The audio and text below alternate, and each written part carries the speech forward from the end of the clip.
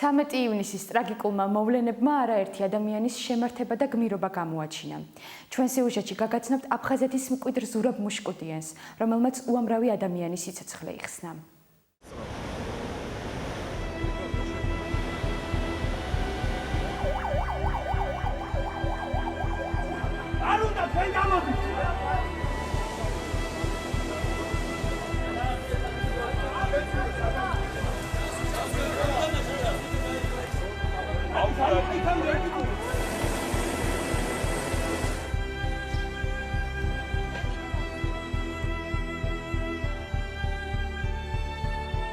თბილისში 13-14 ივნის მომხდარ სტიქიას ტრაგიკული და ამავდროულად საამაყო ისტორიები მოყვა.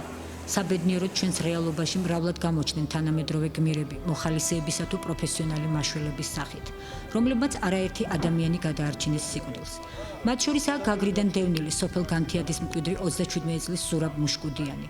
ზურაბი ყოფილი ფეხბურთელია. ბოლო წლებში შინაგან საქმეთა სამინისტროს საგანგებო საქმეთა დეპარტამენტის სამაშველო სამსახურში მუშაობს. სტიქიის ღამის მაშველმა საკუთარი ოჯახის წევრების გარდა რამდენიმე ადამიანი გამოსტაცა წყალდიდობას. ჩემო მეუღლემ მე რო გადამარჩინა და ჩვენ რო ნავში ჩავებში ჩაგვსვეს და გაგვიშვეს, ის ჩვენთან ერთად არ წამოსულა.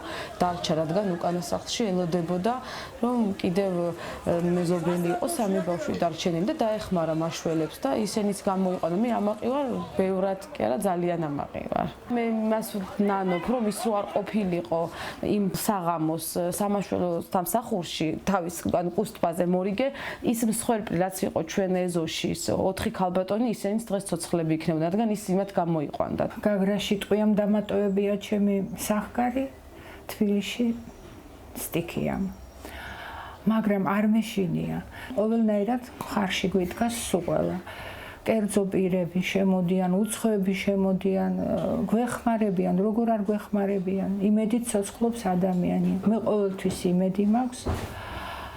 ძალიან დიდი იმედი მაქვს, ძალიან დიდი უბედურება დატრიალდა ჩვენს ეზოში 4 მიცვალებული და ჩვენ ერთადერთი ოჯახი გადავრჩით. მე ვიზიარებ იმათ მწუხარებას, ძალიან კარგი ხალხი იყვნენ. სტიქიის შედეგად სვანიძის ქუჩის 11-ში მდებარე მუშკუდიანების სახლი განადგურდა და ოჯახი უსახლკაროდ დარჩა. დღეს ზურაბ მუშკუდიანი და ქეთი ბეგიაშვილი, 3 მცირეწლოვანი შვილით და ზურაბის დედა ვენერა მეფარიძე ყიფშიძის ქუჩაზე მერიის მიერ დაქირავებულ სამოთახიან ბინაში ცხოვრობენ. გაბედული მაშველი მოკრძალებული რესპონდენტი აღმოჩნდა და კამერის წინ მის მამაცურ საქციელზე საუბარი არ ისურვა. ზურაბის მეუღლემ ქეთი ბეგიაშვილმა სტიქიის ავადსახსენებელი ღამე კიდევ ერთხელ გაიხსენა. მან ძალიან მალე მოახდინა ადგილზე მოსვლა, 100 მეტრზე მეტი იცურა, რათა შემოეღწია სახლში. მე კარები გადაკეტილი მქონდა შიგნიდან, რადგან ვიფიქრე, რომ წყალი ვერ შეაღწევდა გადაკეტილში, მაგრამ მან ფანჯრიდან მოახდინა შემოსვლა. ბევრი წვალების შემდეგ უკვე ძალიან ცოტა დრო იყო დარჩენილი, რადგან წყალი ზემოთაც ჭერამდე აღწევდა. მოახერხა მან ჩემი და ბავშვის აყვანა მეორე სართულზე. მეორე სართულიდან კი ბევრი წვალების შემდეგ მოვახდინეთ ჭერზე ასვლა. ჭერიდან უკვე ჩვენი სახლის კედელი მთლიანად წყალმა წაიღო. იქედან მეზობლის მესამე სართულზე ავედით, საიდანაც შემდეგ მაშველების დახმარებით მოვახდინეთ ნავებით გამოყვანა. ჩემი ორი ბავშვი კი დედამთილმა მეზობლის სახლში გადაიყვანა, იქიდან ტყე იარეს და ღვთისწყალობით გადავრჩით. ზურაბ მუშკუდიანი სპორტსმენთა ოჯახიდანაა. დედა ვენერა მეფარიძე და ძმა დავით მუშკუდიანი ყოფილი კალათბურთელები არიან. თავად ზურაბ მუშკუდიანი სხვადასხვა დროს ბულგარეთის, რუსეთისა და საქართველოს სხვადასხვა გუნდებში თამაშობდა. დაზარალებულ ოჯახს სოხუმის საფეხბურთო გუნდ სხუმის პრეზიდენტი ალექსანდრე წულაია, გუნდის კაპიტანი გიორგი გოცირიძე, საკალათბურთო გუნდ სოხუმის ერთ-ერთი მწვრთნელი ლიკა ქაჯაია. ასევე სოხუმიდან დევნილი ჟურნალისტი თენგიზ პაჭკორია სტუმრობდნენ. კლუბმა სხუმმა და ჟურნალისტმა თენგიზ პაჭკორიამ დევნილ ოჯახს მატერიალური დახმარება გაუწიეს. ლიკა ქაჯაიამ კი პატარებს საჩუქრები და ოჯახის დიასახლის მათთვის საჭირო პირველადი მოხმარების ნივთები გადასცა. 106 ოჯახი დარჩა უსახლკაროდ. ერთ-ერთი მათგანი არის წარსულში ცნობილი ფეხბურთელი ზურაბ მუშკუდიანი. დიდი მადლობა მინდა უთხრა საფეხბურთო კლუბ სხუმის, სოხუმის საფეხბურთო კლუბ სხუმის პრეზიდენტს ალექსანდრე წულაიას, რომელმაც გამოიჩინა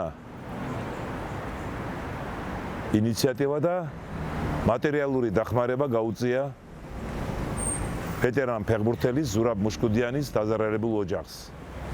მადლობა მინდა უთხრა წარსულში ცნობილ კალათბურთელ საქართველოს ნაკრების ყოფილ კაპიტანს და საკალათბურთო კლუბ სოხუმის ერთ-ერთ ძნელს ლიკა ქაჯაიას, რომელმაც აგრეთვე გაუწია დახმარება ზურაბ მუშკუდიანის ოჯახს.